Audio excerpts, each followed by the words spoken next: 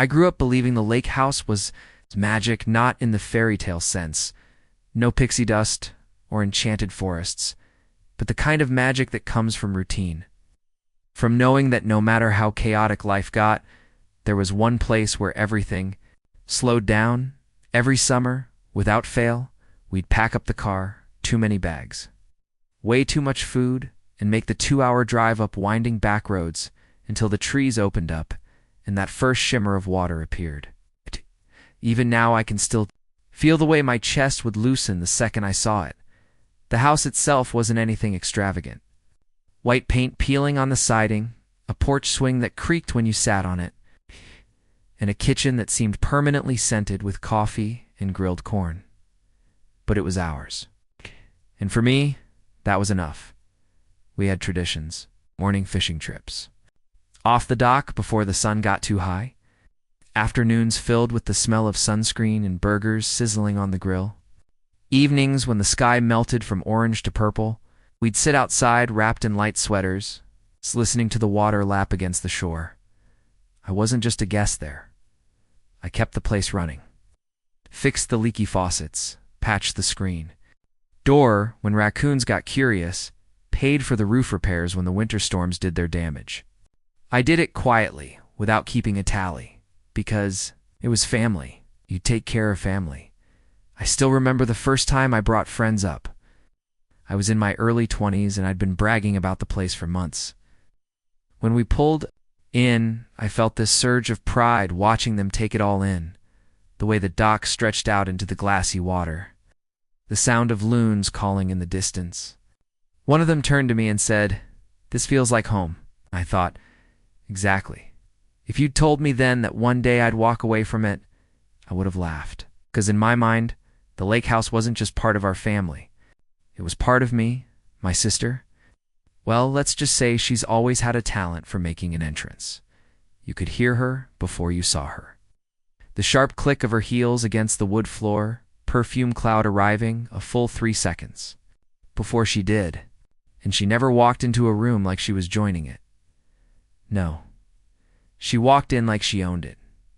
She's 3 years younger than me, but you'd think the age gap was more like a decade based on how Dad treated us. I got responsibility talks and chores. She got a standing ovation for remembering to put her dishes in the sink. Don't get me wrong, I love her. I mean, she's my sister. But she's never exactly lived in the same reality as the rest of us. Jobs for her were more like temporary hobbies. She tried on until she got bored. Rent, always between paychecks. And guess who was there with the emergency transfers when her phone was mysteriously shut off? Yeah, me. I used to joke that she had 2 settings, shopping and recovering from shopping. And if there was a family dinner at 6 o'clock, she'd sweep in at 6:45, arms full of glossy shopping bags, apologizing in that way that isn't actually an apology. "Sorry I'm late, traffic was horrendous." "Oh, and look at these boots I just bought." I can still see her at 17, standing on the curb next to her crumpled car, mascara streaked down her cheeks, Dad's arm around her shoulder while he told me, "Don't make her feel bad. It was just an accident." 2 weeks later, she had a brand new car in the driveway. I was still paying off my used Honda. She's always had a way of landing on her feet, not because she's particularly lucky or skilled, but because Dad made sure she never hit the ground in the first place, and I guess I never thought to. Much about it. I'd roll my eyes, mutter to myself, and then cover whatever she couldn't, because that's what I did. Fix things. I kept the peace. If only I'd realized back then that peacekeeping is just another way of saying you're quietly swallowing your resentment. It happened on a random Thursday night. Nothing dramatic. Just me. Dad and a bottle of his favorite. Bourbon, the one he only brings out when he's in a good mood.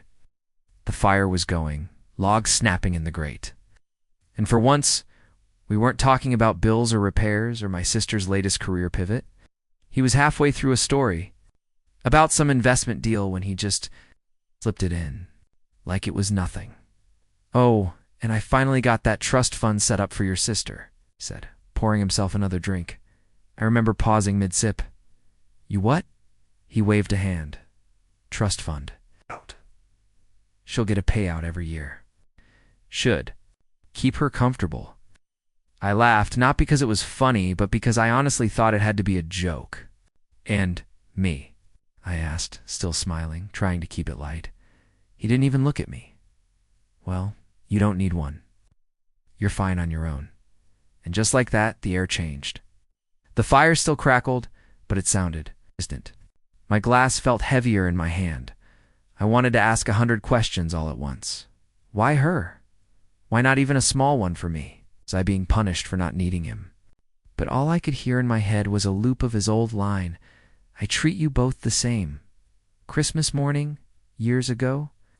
We were sitting on the floor, unwrapping presents, and Dad put an arm around both of us, saying, you two are my equals. Always will be. I believed him. Back then, I believed a lot of things. That night I just sat there, smiling like my heart hadn't just been stepped on, making jokes I didn't feel, because what else could I do? Confront him and turn a quiet night into a war.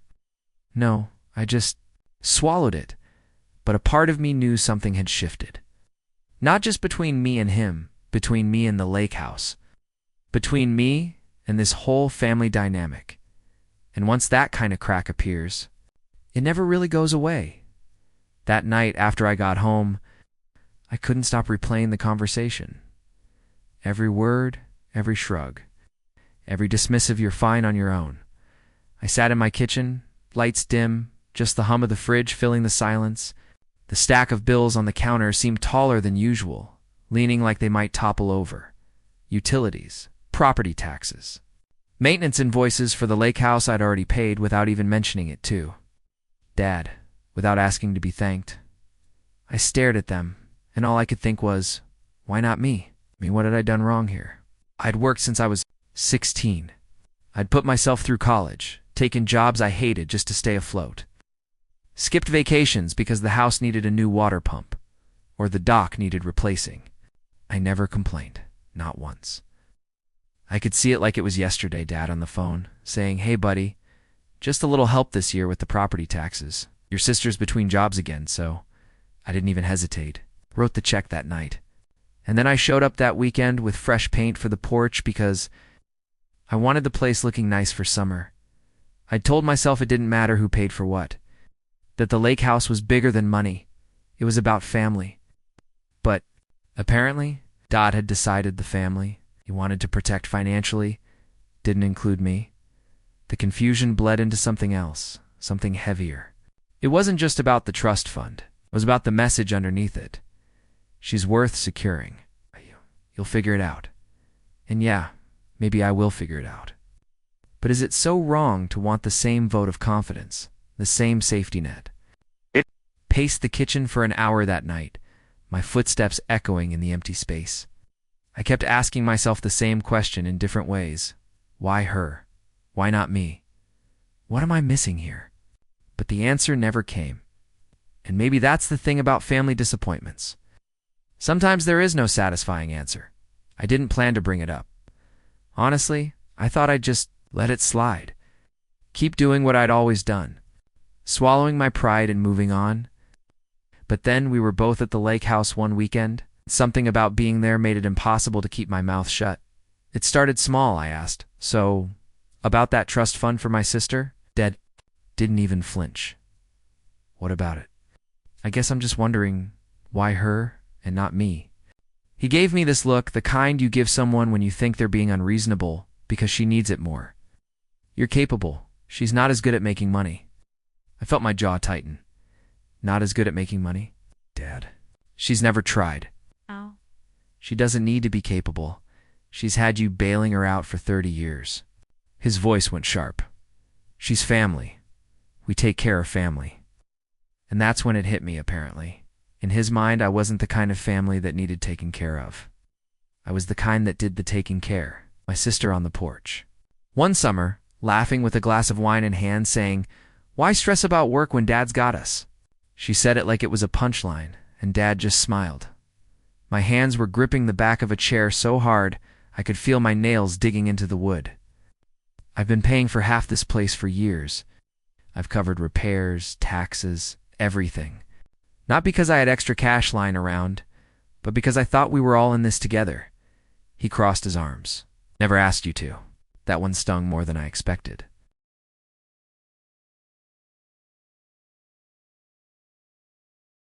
The room felt smaller, hotter. Our voices were raised now, bouncing off the walls. And beneath the anger was something sharper, a kind of grief.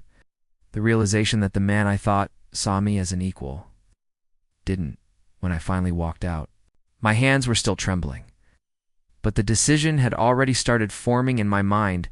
Something was about to change. The argument with Dad had left a ringing in my ears that even the quiet of the lake couldn't soften. I sat on the porch. As the sun sank low, its reflection stretching across the water like molten gold. The air was cooling, the cicadas just starting their evening chorus. It was the kind of scene that usually settled me, but this time, I felt nothing but a heavy, strange calm. I watched the ripples move out from the dock posts, and it occurred. To me, I'd been the one holding this place together for years. Not because anyone asked me to, but because I believed it mattered. And maybe it still does, but not in the way I thought. The siding needed repainting. The roof would need patching before winter. There was a list in the kitchen drawer with repairs for the season. Usually, I'd start chipping away at it without thinking. But now, staring at that golden water, I knew I wouldn't. A summer afternoon, years ago, I was painting the porch railings white, the sun burning the back of my neck. Dad leaned on, the post smiling. "Couldn't do this without you," he said. I'd smiled back, paintbrush still in hand, thinking it meant something. Turns out, it just meant I was free labor. I pulled my keys from my pocket and set them on the counter inside. Not a dramatic gesture, just final. I took one last slow walk through the house, fingers trailing over the worn wood banister, and then closed the door behind me. The thud echoed in the empty space. As I walked down the gravel path to my car, I felt that same molten gold of the sunset on my face. But it wasn't warmth I felt. It was detachment, like watching something I'd loved drift quietly out of reach. I didn't look back. It didn't take long for the silence to break. First, it was the letters utility bills, maintenance notices, and eventually a polite but firm reminder from the county about the property taxes. They started stacking up on the kitchen counter at the lake house. Normally, I'd have taken care of them before they even made it past the mailbox. This time, I let them sit. Then came the calls. My sister's name flashing across my phone screen again and again. At first, I let them ring out. Then I said her. Number 2. Silent. I didn't trust myself to pick up, not because I was afraid of what she'd say, but because I knew exactly what I'd hear. Sure enough, her first voicemail was full of irritation. The house is falling apart. The bills are a mess. Can you just handle it like you always do? No, please. No, thank you. Just the same assumption that I was there to keep the world from touching her, and for the first time, did in a summer night years ago.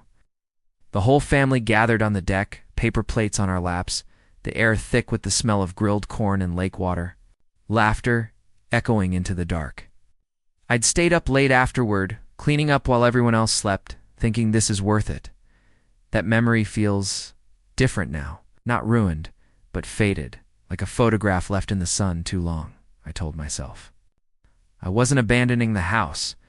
I was letting it stand on its own. If it fell apart without me, maybe that would say more than any argument ever could. Still, there was a tug in my chest every time I pictured the dock sitting empty, the porch. Swing still, the windows dark. I'd loved that place for so long that even walking away on purpose felt like losing a part of myself. But love without boundaries isn't love. It's servitude. And I was done being in service to people who didn't see me. It was a gray, heavy skeet. Afternoon, when he showed up, I heard his truck before I saw it, tires crunching over the wet gravel. He didn't even say hello when I opened the door, just brushed past me, muttering, "What the hell happened to the house?" The rain was steady outside, tapping against the windows like impatient fingers. He stood in the middle of the living room, scanning the peeling paint near the ceiling, the stack of unopened mail on the counter, His voice came sharp. "You've been letting this place go to hell. You know your sister can't handle this stuff." Something inside me snapped, but not in the shouting, door-slamming way. More like a rope that had been pulled too tight for too long, finally breaking. I told him everything. About the years of quietly covering bills and repairs. Out the weekends I spent sanding the deck instead of taking vacations. It's about the checks I wrote without hesitation because I thought we were in it together. And about the trust fund, how that one decision made it clear that in his mind, I was the caretaker, not the cared for. My sister's birthday party a few years back, Dad smiling, laughing, raising his glass in a toast while I was in the kitchen, stacking plates, keeping the whole thing running without anyone noticing. "You say you take care of family?" I told him, my voice steady but low. "But you've never taken care of me, Dad. You've only ever taken from me, and I let you. That's on me. But it's over now."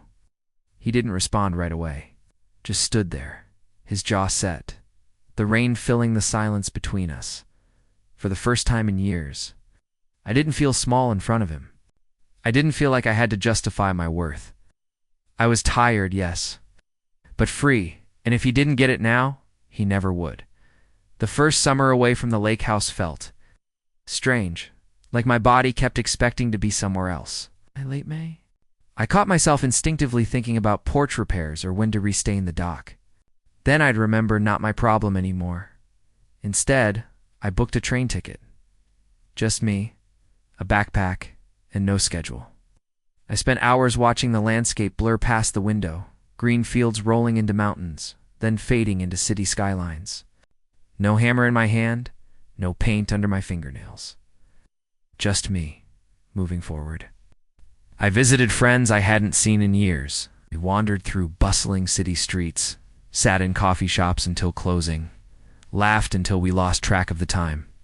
I even spent a week on the coast with people I'd met only a month earlier, strangers who somehow felt more like family than my own did lately, and it hit me. Peace isn't tied to a place. It's not nailed down to one porch, one stretch of dock, one patch of lake water. Peace is in the spaces where you can breathe without feeling like you owe someone for the air. Old summers at the lake, Dad at the grill, my sister sunbathing on the dock, me carrying bags of groceries up the porch steps. In my memory, those scenes fade into the present. Street musicians playing in a square, ocean waves pulling at my ankles, new faces lit by firelight on a beach. The colors are brighter now. The air feels lighter. There were moments I missed the stillness of the lake, sure. But this summer, I didn't carry the weight of making sure everyone else was happy. For the first time in years, I just was, and I realized something simple but powerful.